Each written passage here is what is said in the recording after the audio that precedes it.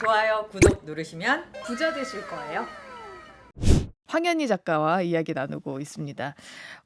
그러면은 저는 첫 투자 되게 궁금하거든요. 네네네. 언제 저는 결심이 궁금한 거예요. 그렇게 나는 기본기를 갖추는 시간이 맞아요, 필요하다라고 맞아요. 생각하고 네. 그럼 나의 첫 투자는 사실 성공해야 되잖아요. 그렇죠. 그렇게까지 준비를 했는데 어떻게 결정하셨어요? 야, 진짜 그 첫 투자를 생각을 해보니 이제 마음의 준비를 마쳤고 뭔가 이제 실제로 내가 내 돈을 잃을 수도 있는 음. 가능성에다가 용기를 내야 되는 거잖아요. 근데 네. 이제 준비를 마쳤기 때문에 용기가 났죠. 용기가 음. 났고 그때 당시에 이제 서점으로 갔는데 서점에 이 자판에 깔려 있는 그러니까 매대죠. 네. 매대에 깔려 있는 책들은 그때 당시에 유행하는 투자물들이 많이 깔려 있어요. 음. 그때 당시에 유행하는 흐름. 그때가 2016년도였는데 어. 그때 당시 매대에 깔려 있었던 책들은 부동산은 끝났다.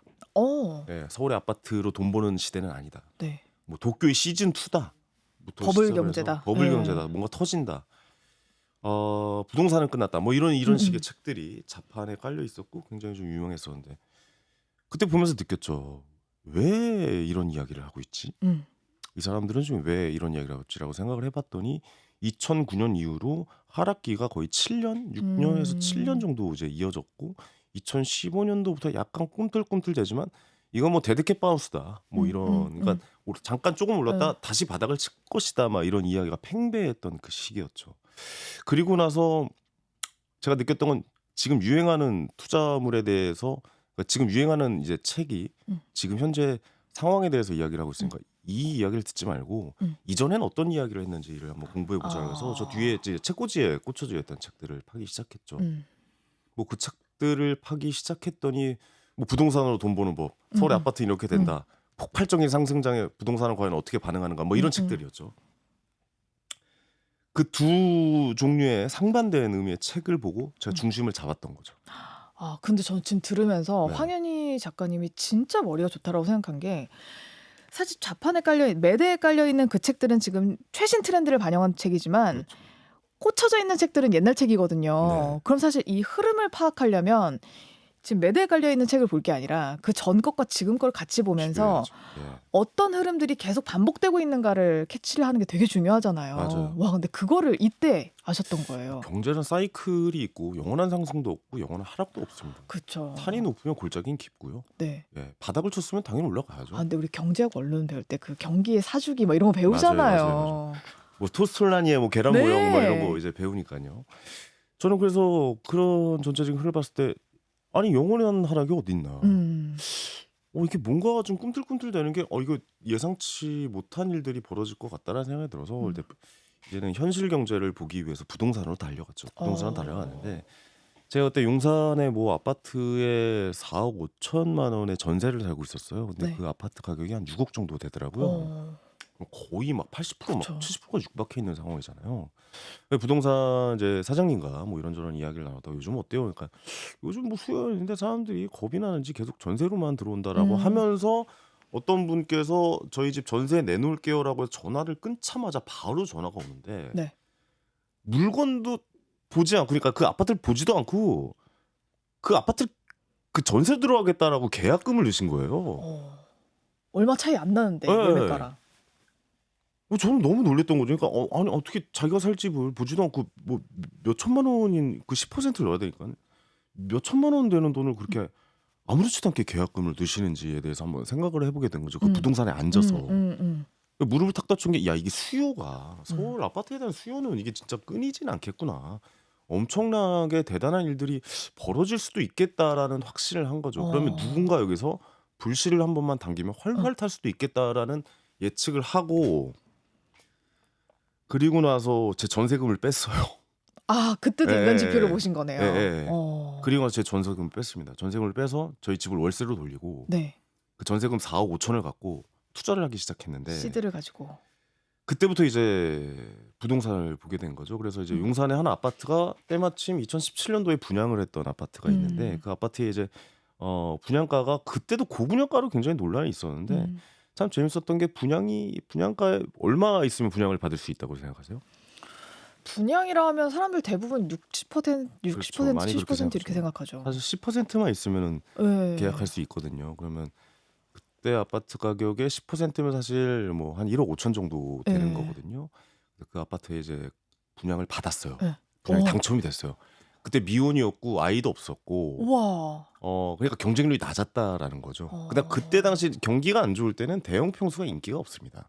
그쵸. 예. 대형 평수는 그렇죠. 소형 아파트가 그때 당시에 인기가 네. 있었고 소형 아파트가 굉장히 좀 상업성도 경쟁률이 좋고. 예. 경쟁률이 굉장히 높았어요. 소형 아파트는 그때 당시는 뭐 9대 1, 10대 1 했으니까요. 어. 거의 근데 이 아파트는 1.5대 1, 뭐 약간 이 정도밖에 안 됐었기 때문에 그리고 많은 분들이 계약에 당첨됐다고 해서 계약을 포기하시는 분들도 많았고 음. 왜냐면 아파트 상승기가 아니었고 음. 그다음에 많은 분들이 더 떨어질 거라고 이제 음. 예상을 하던 그 시기였으니까 고분양가 논란도 있었고 그리고 나서 60% 중도금 무이자예요. 예, 그때 그쵸. 당시 이제 예. 이 안 경기가 안 좋을 되니까. 때는 예. 예. 그리고 나서 나머지 잔금을 40%로 치르는데 대출이 중도금 60%지만 사실 입주 기간에 상승기와 맞닥뜨려지면은 어. 전부 60%로 만들 수가 있어요. 그러니까 15억 5천짜리 아파트가 그렇게 되죠. 예. 15억 5천짜리 아파트에 60%였다가 입주할 때 되면 30억 아파트에 60%가 된 거면 예.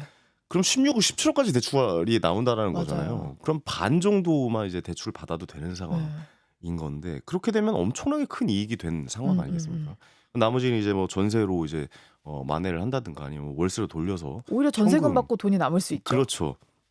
월세를 돌려서 아무래도 뭐 대출 이자를 갚는다든가 이런 이제 행동을 취해도 되는 거니까요. 그래서 그 이제 분양을 받았어요. 그리고 나서 제가 갈았던 칼을 이제 깊숙하게 꽂겠다고 이야기를 했잖아요. 네. 여기서 끝내지 않고 이제 성동구로 달려갔습니다. 성동구로 우와. 달려가서 네. 성동구에 있는 뭐 아파트를 이제 전세를 끼고 예, 갭 투자를 했죠. 근데 왜 성동구였어요? 용산 말고 용산과 음. 강남 말고 다음에 가장 빛날 곳이 어딘가라는 생각에 그때 와. 당시에 성수 쪽이 엄청 핫했고 젊은 네. 층들이 많이 좀 이제 핫한 핫플레이스로 좀 유명해지기 시작했기 그게 몇 때문에 년이에요? 2016년? 그게 2017년, 16년도 예, 아니 그때 그 그때입니다. 사람들이 성수동에 집중하지 그때 않았어요. 은근히 핫했어요. 젊은 층들은.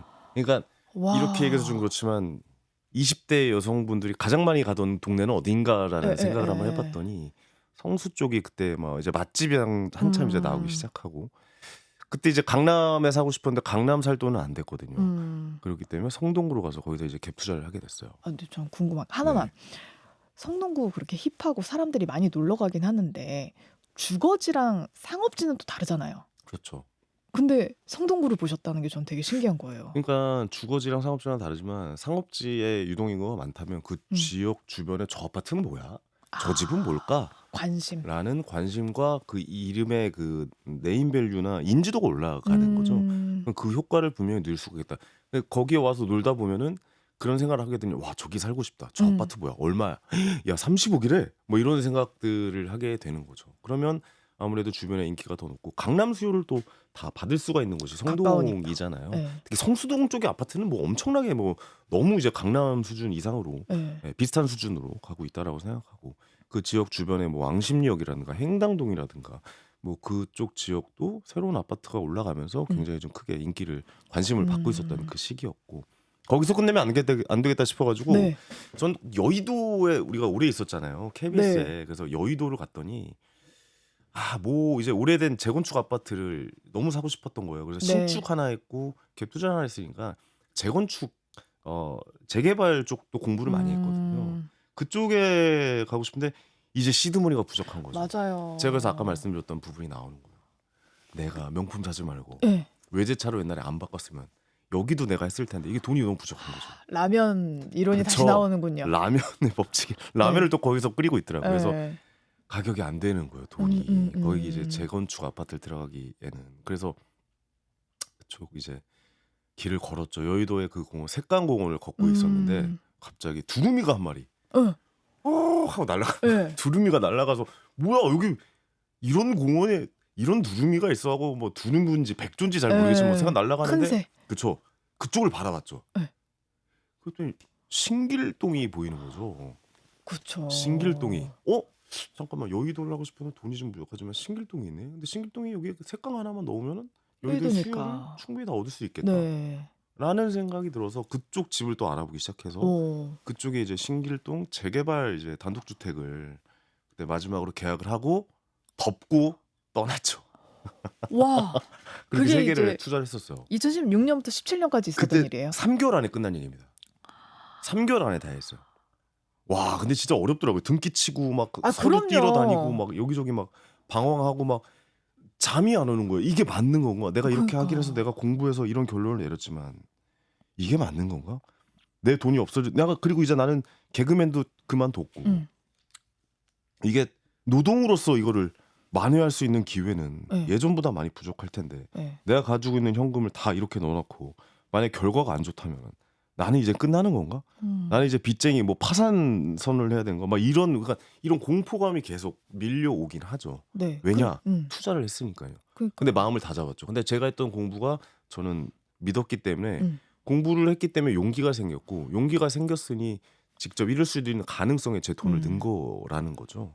그렇기 때문에 저는 기다리기 음. 시작했는데 조금 지나자마자 이제 2017년 파리 부동산 대책이 나오고 나서부터 아, 불이 붙었죠. 엄청나게 이제 상승을 했고 9.13 대책 그다음에 뭐 2021년도 초반까지만 해도 큰 정말 세 번의 상승장이 있었고 지금은 약간 이제 머리 끝까지 올라왔다가 어깨까지 내려왔지만 네. 다시 머리까지 올라오는 그리고 나서 약간의 횡보장이라고 보시면 될 것 같다는 생각이 들어요. 아, 근데 이게 주식을 산 게 아니잖아요. 그러니까 주식 네, 뭐 5만 원짜리 몇백 주를 산 게 아니라 사실 부동산에 투자하는 거는 이건 진짜 호흡이 더 길잖아요. 그렇죠. 네. 그리고 이거를 샀다가 빨리 팔았을 때는 양도세도 어마어마하고 이렇기 때문에 진짜 그걸 선택하고 실행하기까지는 엄청난 용기가 필요했을 것 같은데 네. 이 그만큼의 확신. 투자자들 그 확신이 있었고 이 투자자 그러니까 저는 약간 이제 지나고 나서 생각해 보지만 음. 실수했다고 생각하거든요. 저는 그때요? 예. 왜요? 사실 제대로 투자했으면 강남에 아파트 한 채 사는 게 제일 좋은 투자였어요. 아, 이렇게 나눠서 예, 갖는 것보다는 그렇죠. 강남의 상승률이 훨씬 컸으니까. 그렇죠. 뭐 세금 문제도 그렇고 음, 저는 강남이 이미 많이 올랐다라고 생각하고 그때도. 더 오를 수 있는 가능성이 있는 곳에 투자를 하자라고 생각했는데 투자자의 실수 중에 하나는 그거예요. 나중에 이제 그걸 이제 생각을 하게 되는 거죠. 그 저도 어찌, 또 하나 공부하게 되는 거고. 어찌 예. 보면 그게 약간 리스크 헤지였네요. 그렇죠. 어, 어떻게 보면은 그게 더 괜찮은 선택이었다. 뭐 세금 문제나 뭐 아까 어, 말씀하신 뭐 양도소득세나 뭐 네, 종부세라든가 이런 걸 전체적으로 그치. 따져본다면 근데 그때 당시 투자를 저도 또한 배웠고 그런 흐름에 대해서도 한 번 더 생각해 볼 수 있는 그런 시기였다. 좋은 공부했다라고 생각을 하게 됩니다. 왜냐면 어차피 상승은 같이 상승하긴 했지만 다른 부수적인 이제 수입들에 대해서는 약간 좀 힘들었었다라고 좀 어, 이야기를 할 수 그래서 세금 내려고 일했습니다. 네. 근데, 세금 내려고 노동을 안 하려고 경제적 자유를 외쳤다가 다시 세금 때문에 방송을 하게 네. 된 그런 생각도 있고. 야, 저 오늘 너무 솔직하게 이야기를 하는 것 같네요. 네. 그렇습니다. 근데 많은 분들이 황현희 작가님 뭐 부동산으로도 성공했다고 들었는데 사실 주식 투자로도 성공했다고 많이 들었는데 네, 아직 주식은 시작도 안 했네라고 생각하시는 분들도 있어요. 맞아요. 그리고 나서 이제 2017년도에 시장을 덮고 떠났어요. 2018년도까지 아마 아무것도 안 하고 이제 2018년 초인가요? 아마 그럴 거예요. 그러니까 아니 왜냐면 이제 기사가 너무 많이 쏟아지잖아요. 막 좀 불장부터 시작해서 뭐 부동산이 좀 난리가 났다부터 시작해서 너무나 그 생각에 그러니까 그들이 가져다주는 이 월세와 이 경제적 자유에 대한 이 따뜻함 때문에 앞으로 이제 이렇게 하고 뭐 해외로 나가야 되나? 막 뭐 그런 생각까지 하면서 진짜 내가 하고 싶은 일을 하면서 이제 살아야겠다라고 생각을 했었는데 2018년도에 결혼을 하게 됐고 네. 사실 생각도 못했습니다. 사실 생각도 못하다가 일단 2018년도에 결혼을 하게 됐어요. 그래가지고 이제 그러면 어떤 상황이 벌어지냐면 네. 혼자서 경제적 자유를 이루기 위한 충분한 자산을 만들어놨지만 이제 혼자가 아니라 셋이서 돈을 써도 자유로울 수 있는 환경을 만들어야 되는 거잖아요. 그렇죠. 계속 현금이 확보가 되는 흐름을 만들어내야 되니까. 그렇죠. 그래서 2018년부터 아마 그 일을 좀 했었는데 어떤 이제 투자자를 만들었는데 부동산이 주는 따뜻함에 젖어 있을 때인데 그런 얘기를 하더라고요. 사실 너 부동산 투자를 하지만 부동산 투자는 그렇게 인생이 다이나믹하게 이게 바뀌지는 않아 그러더라고요. 그거 무슨 말이에요? 그때 부동산은 환급성이 뛰어나지도 않고 맞아요. 사실 그 환급성이 있어도 또 다시 재투자를 할 때는 레버리지를 완전히 풀로 채워서 다시 투자를 하기 때문에 사실 현금이 여유가 없을 수 있어. 네 음. 모습을 봐봐. 너 세금 내려고 허덕이잖아. 뭐 이런 이야기를 누가 예. 뼈를 때렸네요. 이런 예. 이야기를 하게 되는 거예요. 그럼 뭐 어떻게 해야 되는 거예요? 음. 근데 사실 주식 투자자 분들 중에서 정말 그 노력을 하고 잘하시는 분들은 인생이 좀 다이나믹하게 바뀌는 분들은 음. 굉장히 많아. 하지만 그들 역시도 상위 1%야. 어. 그분들의 인생을 한번 배워보고 싶다면 열심히 공부해보는 게 좋을까라는 이제 이야기를 드는 거죠. 네. 그때부터 이제 주식에 대해서 다시 생각하게 된 거죠. 왜냐면 어. 투자자의 가장 큰 실수 중엔 부동산 하는 분들은 그 주식을 왜 해? 라고 음. 이야기하고요. 주식하는 사람들 부동산 안 해도 돼. 음. 그 뭐 팔기도 어렵고 그거 어떻게 다 그걸 해? 세금 너무 많고. 시드머니 엄청나게 묶여 있고 여기는 막 몇백 % 상승도 일어나고 근데 거기는 해봤자 2배, 3배 뭐 이런 식으로 얘기를 하는 분들도 예. 많은데.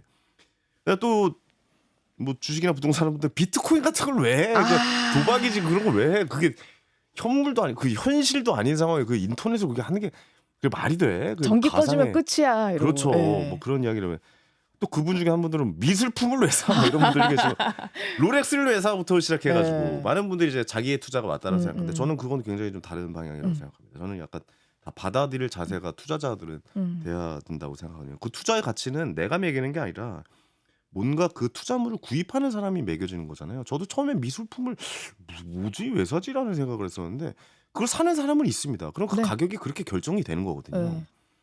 롤렉스 시계 중고도 그렇잖아요. 중고 롤렉스 시계 누군가가 그 가격에 그걸 사기 때문에 그 가격이 매져지는 거잖아요. 저 비트코인도 마찬가지라고 생각하고 뭐 하다못해 NFT도 마찬가지라고 생각을 하거든요. 그렇기 때문에 그때 당시 그 마인드로 주식을 바라봐 보니 음. 공부를 또 이제 하기 시작을 한 거죠. 아까 얘기했던 이제 서점에 또 다시 달려가기 시작해서 어. 그 당시 매대에 깔린 책부터 보기 시작하고 그 뒤에 있는 책들 예. 모든 책들을 다 섭렵하고 나니 또 그 생각을 하게 된 거죠. 나만의 방식으로 예. 내 것을 그러니까 나를 그러니까 이 투자의 가장 기본은 내가 나를 잘 알아서 남이 유명한 투자의 방법을 따라하는 것이 아니라 나만의 방법을 만들어서 투자를 해야 된다라고 생각이 들어서 저만의 방법을 만들어서 이제 주식 시장을 바라보기 시작한 거죠. 여쭤봐도 그게 돼요? 예. 어떤 방법인지? 저는 만약 제 뇌가 단기 트레이딩 그러니까 단기 뭐 이렇게 샀다 팔았다 하는 거 있잖아요.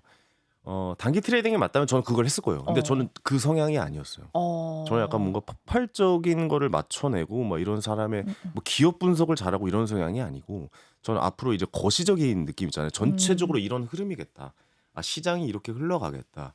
이런 금리를 유지하겠다라는 저는 약간 거시를 잘 보는 사람의 이제 능력을 좀 가지고 있었던 거죠. 그러니까 숲을 보는 거죠 전체적으로. 그 안으로 들어서 그 나무 하나 하나를 체크하는 여기 무슨 나무 약간 무슨 나무가 있고 뭐 이런 나무가 있는 걸 체크하는 사람이 아니라 이런 그림을 여기는 이런 숲이구나 이런 방향으로 갈 수도 있겠다라는 그림을 보는 사람이었던 거죠. 개그할 때도 뭐 마찬가지였거든요. 이런 게 유형이 될 거고 이런 흐름으로 갈 것 같다. 앞으로 이런 방향이 될 것이다라는 약간 생각을 많이 했었던 사람이기 때문에 내 장점을 살려보자 특장점을. 그래서 저는 좀 장기 투자, 중장기 투자를 안정적인 방향으로 투자를 해보고 보수적인 방향으로 투자를 해보자라는 생각이 들어서 공부하기 시작했더니 미국의 S&P 500 지수가 연간 10% 이상의 상승을 보였던 것이었죠. 네.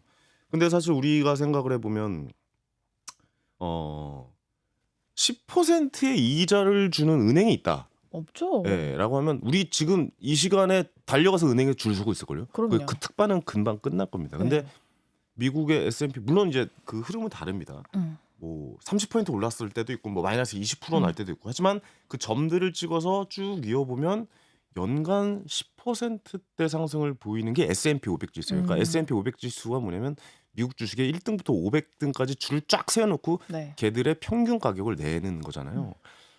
이제 그런 ETF가 굉장히 많고 뭐 이제 뭐 수수료의 차이지 뭐 그런 ETF도 굉장히 많기 때문에 그렇게 안정적인 투자를 먼저 도전해 보자. 그리고 앞으로의 시대의 방향은 어떻게 갈 것인가라는 생각에서 미국의 우량주를 많이 좀 그때부터 이제 투자를 하기 시작을 한 거죠. 네. 근데 그때 당시에는 역시 2년 동안 투자를 하지 않았습니다. 제가 투자를 아. 시작했던 거는 그 시기가 아니에요.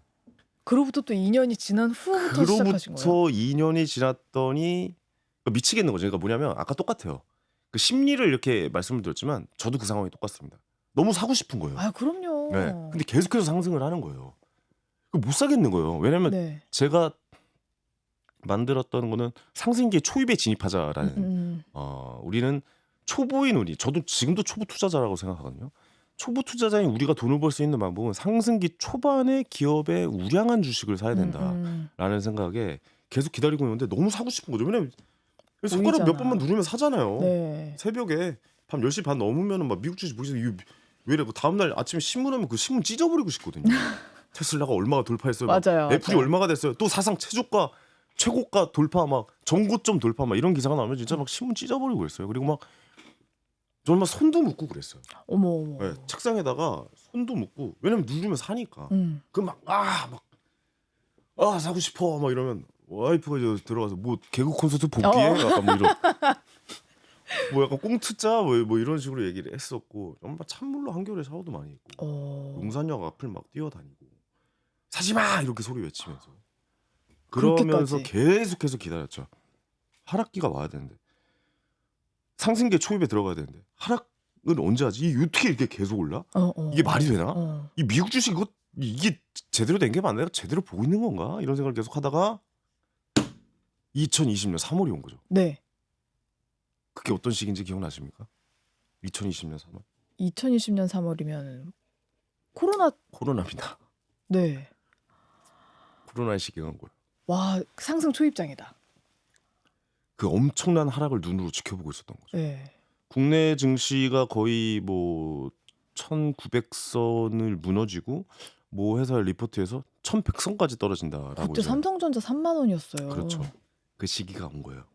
그 제가 그때부터 또 근데 또 그 되게 사람들의 말은 되게 말은 쉽죠. 뭐 예를 들어서 어떤 말이냐면 IMF 이후에 샀으면 됐지. 뭐 이런 말도 있잖아요. 2009년 서프라임 모기지론 이후에 사면 돼. 닷컴 버블 이후에 사면 되고 이런 거 그러니까 많이 떨어지고 나서 그 이후에 사면 오르잖아. 뭐 이런 말이 나오잖아요. 근데 막상 책으로만 봤지 그 역사적인 하락장을 눈으로 지켜본 거죠. 그러니까 이거는 뭐냐면 떨어지는 칼날을 맨손으로 잡을 수 있냐 이 싸움이에요. 근데 막상 그 상황이니까 또 용기가 안 나요. 너무 무서운 거죠. 왜냐면 그럼요. 세상이 망할 거 같았거든요. 그때는. 네. 듣도 보도 못한 처음 겪는 일들이잖아요. 전 세계가 셧아웃된 네. 학교도 안 가고 직장도 안 가고 재택근무를 하게 되고 근데 마스크를 계속 쓰고 다녀야 되고 우리 그때 방송계도 발칵 뒤집어졌잖아요. 저도 그때 방송하다가 마스크 안 쓴 분이 이 마이크를 이용해가지고 저 2주 동안 올마서. 그 TBS에서인데 아직도 기억나는데 그래가지고 그 마이크 쓴 사람이 확진 판정이 나가지고 어머, 2주 동안 격리됐었어요. 막 그런 상황들이 막 부딪히는 거예요. 주식시장은 말도 못하게 곤두박질 치고 막 몇십 %가 막 하루에 막 빠지고 막 이런 상황들 근데 서킷 브레이크 걸리고 막 맞아요. 이걸 잡아야 되는 거예요. 근데 말은 쉽잖아요. 그 하락장 이후에 잡으면 되지. 근데 더 떨어질 것 같거든요. 근데 핑계를 좀 대자면 IMF나 뭐 서브프라임 모기지 뭐 이런 거 돌았을 때는 사실 전조 증상이 있었어요. 근데 맞아요. 코로나는 갑자기 왔고 아무도 예상 못했어요. 맞아요. 그렇기 때문에 엄청나게 하락했고 그리고 나서 저는 이제 뺨을 때렸죠. 이제 제 뺨을 묶었던 팔을 풀고 네. 여기서는 야 이제는 용기를 내야 될 때야. 네가 기다렸던 장이야. 사지 마라고 외쳤지만 사 빨리라는 이제 시장으로 바뀐 거죠. 와 근데 손이 안 떨어지더라고요 진짜. 그래서 제가 국내장은 1600대부터 1100까지 떨어진다고 했으니까 1500선에 1400선까지 이제 마무리에 떨어지고 1600대 초반부터 이제 가지고 있는 돈을 이제 5개로 쪼갰죠. 가지고 있는 5개로 쪼개서 그때부터 이제 분할 매수로 이제 접근을 하기 시작했더니 한 3번 넣으니까 또 V자로 반등이 시작된 거예요. 그러니까 생각보다 하락장이 또 너무 짧은 거죠. 그래서 내가 생각을 했죠. 그때. 야 이거는 맞출 수가 없구나. 이거는 진짜 미스터 마켓은 이게 신의 영역이다. 이게 우리 같은 이 인간이 과연 이거를 장담하고 맞추고 겸손하지 못하면 이건 정말 진짜 박살나는 시장이구나라고 생각해서 3번 넣고 멈춰 있다가 그냥 대응의 영역으로 하자. 사실 이거는 이제 점차 좀 이제 잡혀갈 것 같다라고 해서 그때부터 이제 가지고 있는 돈을 전부 이제 주식에 투자를 했었죠. 그리고 나서 그 엄청난 상승장을 2020년 연말까지 2021년까지 지켜봤더니 정말 대단한 상승장이었던 거인 것이죠. 그리고 나서 굉장히 좀 기뻤었던 네, 기쁘죠. 기억이 당연히 있습니다. 기쁘죠. 예. 이게 또 판단이 맞았던 거잖아요. 내가 기다렸던 그러니까요. 기다리니까 상황이 됐고 네. 그때 또 못 사겠었는데 그 덜덜 떨면서 그때 그 기분. 근데 이제 1년 6개월 정도 그 책을 보면서 계속 그 장만 와라. 한 번만 와라. 내가 갈았던 칼을 내가 정말 깊숙이 한번 찔러 넣겠다. 한 번만 와라라고 했었다가 그 시장이 막상 오니까 정말 와 너무 무섭더라고요. 또 이거 너무 다 떨리죠. 왜냐면 그때는 이제 부양 가족도 있잖아요. 네. 자식도 있고 아내도 있고 이런데 있는 돈 날리는 거 아니야? 이거 애 학교 보내야 되고 이제 교육시켜야 되고 막 지금 이런 상황인데 뭐 그런 이제 상황들과 마주하게 된 거죠. 그리고 나서 투자를 끝내고 나서 야 정말 겸손해야겠구나. 이런 생각이 다시 한번 그때 생각을 좀 하게 되니까 다시 한번 그 생각이 나게 됩니다. 참 좋은 경험이었던 것 같습니다. 예. 그럼 와이프는 이런 투자에 대해서 되게 적극적으로 의지를 다져주시나요? 아내분께서는 아내는 이게 분께서는이란 말이 네. 나오네. 예. 아내는 제가 하는 일에 죄송합니다. 아내는 제가 하는 일에 한 번도 이제 그런 거를 이제 한자 안 해요. 그러니까 뭐 믿는 거죠. 예, 서로 네. 믿고 서로 의지하고 서로 이제 근데 모든 경제적인 부분에 있어서는 다 상의를 합니다. 하나도 안 빼고 이렇게 했어, 저렇게 했어, 이런 수익이 났어, 우리 이렇게 났으니까 우리에게 이제 선물을 좀 줘야 되지 않을까 뭐 이런 이야기도 하고 아이에게도 가족들에게도 경제 공부를 같이 하려고 많이 해요. 아내한테도 이제 경제에 대한 이야기를 많이 하기 때문에 아내도 요즘 주식 투자를 하면서 재밌게 그러니까 큰 금액은 아닌데요. 그러니까 네. 용돈벌이 정도죠. 어떤 이제 종목은 말씀드려 있고 한 종목에 얼마 밑으로 떨어지면 무조건 조금씩 사봐. 그리고 한 10% 수익 내면 팔고 10% 수익 내면 팔고 그런 거를 한 4-5번 정도 해봤는데 수익이 많이 났더라고요. 예, 그래도 용돈 커피 마시고 밥 먹을 정도의 수익을 매번 내고 있더라고요. 그래서 그런 거 보면 또 부부간에 그런 이야기를 또 많이 합니다. 이거 어떨까? 야 이거 재밌는데? 이거 봐봐. 이 회사 봐봐. 이제 AI 시대 우리 어떻게 해야 되는지에 대해서 뭐 이런 이야기를 야 다음에 이쪽인 것 같아. 뭐 아이에게도 뭐 그러면서 뭐 점차 저는 경제라는 건 그렇거든요. 그러니까 경제를 공부하고 경제를 배운다는 건 세상에 대한 관심이라고 저는 표현하거든요. 그렇죠. 그러니까 세상에 대한 관심을 서로 공유하고 아이에게 이런 교육을 좀 시켰으면 좋겠다는 이야기를 서로 많이 공유하다 보니까 오히려 더 관계상 사실 별 얘기 할 얘기 없잖아요. 부부간에. 맞아요. 아이 얘기밖에 없잖아요. 관심사가 또 하나 있어야 되는데. 네. 그런 관심사가 있다 보니까 더 대화가 많이 되고 경제적이나 뭐 어떤 주식이라든가 부동산이라든가 이런 거에 대해서 좀 즐겁게 이야기를 나눌 수 있다라고 좀 말씀드릴 수 있을 것 같아요. 우리 시간이 많이 돼서 제가 딱 2질문만 하고 이제 끝낼까 네네네. 하는데 벌써 끝났나요? 네, 지금 벌써 우리 아쉽네요. 많이 했습니다. 말이 너무 많죠 제가. 아니요, 전 너무 재밌게 들어서 시간이 이렇게 됐는지도 몰랐어요. 근데 알겠습니다. 예. 되게 궁금해하시는 거 무릎에서 사서 어깨에 팔아라라고 하시잖아요. 네네. 황현희 작가는 아까 떨어지는 칼날을 주우면서 들어갔는데 그거를 언제 현금화했는가? 이 시점 되게 중요한 것 같아요. 왜냐하면 많은 분들이 아까도 말씀하셨지만 내가 만약에 뭐 10만 원에 산 게 막 140만 원까지 갔었어요. 그때 그럼 못 팔았어. 왜? 더 오를까봐. 근데 맞아요. 네. 지켜보고 나니까 이게 80만 원이 된 거예요. 그렇죠. 그러면 이때 팔아야 되나 말아야 되나 다들 이런 고민하거든요. 이거는 아까 말씀드리는 것과 약간 일맥상통한데 그러니까 반대죠. 내가 환호성을 지르고 있잖아요. 그러니까 저는 이제 2021년도에 모든 주식을 다 정리를 했거든요. 뭐 유튜브에 나가서 이제 그런 얘기를 해서 네. 그 굉장히 뭐 어떤 분들에게는 뭐 성지순례 왔습니다. 뭐 이런 댓글도 달리고 막 그렇긴 한데 반대 입장인 거죠. 내가 축제의 환호성을 지르고 있었잖아요. 근데 그때 이후로 엄청 상승장이었기 때문에 더 상승한다라는 이야기가 많이 나왔는데 이제 양적완화, 그러니까 헬리콥터 머리라서 달러를 너무 많이 찍어내고 우리가 코로나 때 직접 그런 걸 처음 경험해봤잖아요. 우리 주머니로 직접 돈을 찍어 넣어줬어요. 우리 그걸로 카드 긁어서 막 맛있는 거 사 먹고 이랬단 말이에요. 미국은 더 많이 줬거든요. 맞아요. 그럼 달러의 가치가 돈을 그렇게 많이 찍었는데 떨어질 수밖에 없다라는 저는 이제 결론을 내렸고, 그러면 그 달러가 떨어지고 인플레이션이 이제 어느 정도 이야기가 나오지 않을까라고 해서 그걸 잡는 방법은 금리 인상밖에 없는 거예요. 생각해보면 금리 인상인 거죠. 그 인플레이션 잡는 방법은 그냥 금리 인상밖에 없어요. 맞아요. 네. 그럼 금리 인상이 시작된다면 그동안 이제 시중에 유통됐던 이제 달러나 이 현금들이 회수해 간다라는 의미인 거잖아요. 이제 다시 금리를 높이면 사람들은 돈을 더 은행이나 이런 곳으로 더 뭐 채권을 산다고 뭐 이런 쪽으로 안전자산으로 가죠. 그렇죠. 갈아탈 수밖에 없는 상황이라면 그러면 주식 시장은 당연히 좀 힘들 수도 있겠다라는 시뮬레이션을 뇌피셜을 한번 이제 돌려본 거죠. 그래서 처음에는 욕 많이 먹었습니다. 2021년도에 정리했다라고 하니까 좀 바보 아니야? 역시 초보구만. 뭘 한다고 떠들어? 막 이렇게 얘기를 했는데 그때가 정말 좋은 시기였죠. 예, 팔기 좋은 시기. 왜냐면 모두가 가자라고 외치고 있을 때 이제 삼성전자 10만 전자 가자, 테슬라 1000슬라 가자, 애플 정고점 돌파 가자 다 그러고 있었던 시기였기 때문에 그때는 더 오를 것 같아서 못 파는 것이 아니라 네. 이제는 환호성을 내가 이제 지른 것을 다른 사람이 다 많이 들었나를 이제 확인해 보는 시간이겠죠. 거래량도 봐야 되고 가격이 이제 사실 계속된 상승장은 없어요. 거기서 이제 어느 정도 탐욕을 좀 내려놓는. 그러니까 거기서 그 마음을 먹으셔야 돼요. 이보다 조금 더 올라도 여기까지 됐으니까 그 액수를 정확하게 생각을 해야 되는 거죠. 이 정도면 됐다. 투자로서 이 정도의 성공을 목표 금액을 달성했다라면 나는 이 정도 금액으로 충분히 만족하고 또 만약에 가격이 이 밑으로 내려온다면 또다시 도전해야겠다라는 마음을 먹어야 되지. 전고점에서 못 팔았기 때문에 아쉬웠다라고 생각하는 것은 그거는 맞추기가 그건 불가능하다라고 보시면 돼요.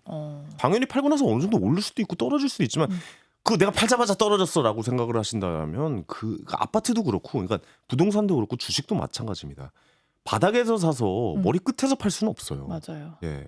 어느 정도의 나만의 규칙을 만들어 놓고 그 규칙 안에서 달성이 됐다라면 어느 정도 익절을 해내시는 것도 저는 굉장히 좀 중요하다라고 말씀드릴 수 있습니다. 익절 포인트가 되게 중요한 것 같아요. 그렇죠. 네. 근데 그것도 팔고 나서 올리면 그것도 열받거든요. 맞아. 사람의 근데 심리라는 게. 그때부터는 그냥 저 같은 경우는 그냥 덮어놓고 안 봐요 한동안. 괜찮은 방법이에요. 안 보고 올랐더라도 그럼 지금 너무 비싸다. 나중에 떨어지면 사야겠다. 네네네. 전 저의 적정가를 만들어 놓거든요. 이 그렇죠. 가격에 사겠다. 네네네. 자 그리고 딱 한 가지 더. 지금 시장 어떻게 보세요? 지금 시장이요. 일단 저는 미국 주식만 합니다. 국내 주식은 안 하고요. 미국 주식만 하기 때문에 전체적인 그림을 얘기하면 지금 이제 AI 그러니까 4차 산업혁명에 저는 시작도 안 했다고 봐요. 초입 구간입니다. 아니, 이 말씀 진짜 많이 하시더라고요. 왜냐면 여러분들 그 아버지 할아버지 세대 때부터 농업 시대를 경험했고 산업화 혁명을 경험했고 우리 때는 정보화 시대를 경험했잖아요. 이제 4차 산업혁명 시작이 이제 또 왔습니다. 드디어 거의 뭐 한 20년 만에 이제 새로운 산업혁명 시대가 온 거죠. 근데 엔비디아 주가가 역대 엄청나게 큰 상승을 보였잖아요. 계속 최고가, 신고가 계속 그렇죠. 경신하고 있는 상황이라. 근데 잘 생각해 보셔야 될 게 엔비디아는 AI 그 자체는 아니에요. 그게 무슨 말이냐면 AI라는 그 주식시장에 금광이 있잖아요. 금이 있는 곳. 네. 근데 엔비디아는 삽입니다. 쉽게 표현을 하자면 네. 엔비디아는 그 AI라는 금광을 캐내는 삽을 쥐어주는 거예요. 삽이에요, 삽. 이 삽이 있어야 AI에 접근을 하는 거죠. 네. 왜냐면 엔비디아는 AI 칩을 만드는 반도체죠. 그 AI 칩을 만드는 반도체가 누군가 회사를 사서 이걸로 과연 어떤 산업과 엮이는지에 대해서 생각을 해야 돼요. 뭐 예를 들어 지금 예를 들어서 뭐 자율주행과 엮일 수도 있고 그다음에 뭐 바이오와 엮일 수도 있고 이번에도 바이오가 좀 큰 상승장이 있었죠. 그리고 AI에 엮일 수 있는 뭐든지 엮일 수 있는 가능성이 좀 굉장히 좀 높다라고 생각해요. 뭐 의학부터 시작해서 뭐 애플은 뭐 이제 AI 비서겠고요. 테슬라는 자율주행이겠고 뭐 좀 페이스북 무슨 뭐 구글도 뭐 다 맞아요. 뭐 메타 같은 경우는 뭐 이제 실제로 AI 반도체 칩을 제일 많이 사서 광고로 이제 돌리고 실제 수익을 내고 있는 회사고 뭐 양자 컴퓨터도 나올 수가 있고 뭐 메타버스부터 시작해서 저는 그래서 제 그 화이트보드에다가 한 60개 정도 기업을 적어놨거든요. 관련된 과연 여기서 나올 것 같아요. 엄청난 금광을 캐는 회사가 이 제 그 화이트보드에 적혀져 있는 이 회사에서 나올 것 같거든요. 근데 저는 그 회사를 계속 지켜보고 있습니다. 와 지금 그러면 또 그 공부하는 시기인 거예요? 그럼요. 지금은 초입이에요. 아직 들어오지도 않았어요. 이제서야 씨 뿌리고 있는 겁니다. 그 밭에다가 논밭에다가 이제서야 씨를 뿌리고 있는 거예요. 그러니까 그런 걸 좀 체크를 해보셔야 될 것 같아요. 그러니까 어느 회사에서 AI 반도체 칩을 제일 많이 샀나? 이 AI 칩으로 누가 제일 돈을 많이 벌 수 있을까? 라는 것을 한번 좀 이제 로봇도 될 수가 있고 뭐 AI 정말 이게 너무 무궁무진하고 네. 우리 인터넷 처음 생길 때 정보화 혁명 우리 그때 기억하시잖아요. 그때 뭐 네이버부터 시작해가지고 무슨 뭐 엠파스, 라이코스, 짜레스 라이코스 막 이런 거. 그리고 우리가 네. 이거 하나씩 가지고 다닐 줄 누가 상상했겠냐고요. 그렇죠. 그런 혁명들, 그러니까 그 중에서 이제 한두 개만 살아남은 거잖아요. 네이버 다음만 살아남은 거 아닙니까? 예. 미국도 마찬가지로 구글만 살아남은 거 네. 아니겠습니까? 그 회사 중에서 그러니까 특별한 기술을 가지고 있는 AI, 엔비디아의 삽을 갖고 그 금광을 캐는 그 몇 안 되는 회사를 우리는 이제 지켜봐야 된다라는 것이죠. 근데 그 회사는 사실 우리가 뇌피셜을 돌려보면서 이거는 아까 말씀드렸던 시간을 써야 됩니다. 공부를 하셔야 돼요. 이거는 그렇기 때문에 가능한 부분이기 때문에 누구에게나 이 기회의 시장이 열려 있습니다. 이 기회의 시장을 여러분 한번 도전해 보셨으면 좋겠다. 왜냐하면 네. 몇 개 회사가 안 될 거예요. 더. 예. 그렇게 또 좁혀 나가다 보면. 그럼요. 좁혀 나가다 보면은 분명 좋은 결과가 있을 것입니다. 장기적인 측면으로 바라보셔야 되고 네. 10% 올랐다고 팔지 마시고 마이너스 60%까지 들고 가지 마시고 네. 반대로 하셔야 됩니다. 마이너스 10에서는 오히려 과감하게 들어가고 과감하게 팔고 마이너스 10에서는 위로는 플러스 50, 60까지 들고 가셔야 되는데 우리나라 사람들 반대예요. 마이너스 70까지 들고 계시고 본전 오면 파시니까. 예. 그리고 특수병으로 돌아왔다고 해서 너무 흥분하지 마시고. 맞아요. 근데 네. 오히려 그런 성공 경험이 악재로 작용할 수 있어요. 맞아요, 진짜. 맞아요. 네. 그렇기 때문에 시간을 투자를 많이 하셨으면 좋겠다. 그런 말씀을 좀 드리고 싶습니다. 약간 스미상관인 것 같아요. 처음부터 공부가 굉장히 중요하고 그럼요. 우리는 그 정도의 시간을 들여야 벌 수 있다. 네. 사실 이게 누구나 다 잘하면 네. 우리 전 세계 사람 다 부자죠. 아유, 그러면은 사실 쉽지 않습니다. 사는 사람들이 있어야 내가 돈을 버는 건데 그렇죠. 그렇게 되면은 나도 돈을 못 버니까 맞습니다. 어쨌든 내가 거기에서 특수하게 잘 나가려면 충분한 시간을 들여서 공부를 해야 된다. 그렇습니다. 투자의 기초 마인드 잘 들어봤습니다. 그 심리에 대해 여러분 경제학보다 높은 게 심리학이라고 합니다. 꼭 경제학을 기억하시고. 이기는 한번 심리학을 잘 한번. 심리학 책도 굉장히 좀 도움이 많이 되더라고요. 아 그래요? 예. 심리학 책도 많이 읽으셨어요? 많이는 아닌데 경제학 책을 많이 읽었지만 심리학 책도 더불어서 보면 참 너무 좋을 것 같다라고 좀 말씀드릴 수 있을 것 같습니다. 네, 그러니까 네. 너무 하나에 매몰되지 말고 다양한 것을 좀 많이 접하고 또 공부하고 충분한 시간을 들이고 또 내가 어디에 맞는지도 잘 알아보는 거. 요게 굉장히 중요하다. 투자에도 내 장점 살리는 게 되게 중요하다는 얘기를 해주신 것 같습니다. 자, 황현희 작가 모시고 이야기 나눠봤습니다. 좋은 말씀 고맙습니다. 네, 감사합니다.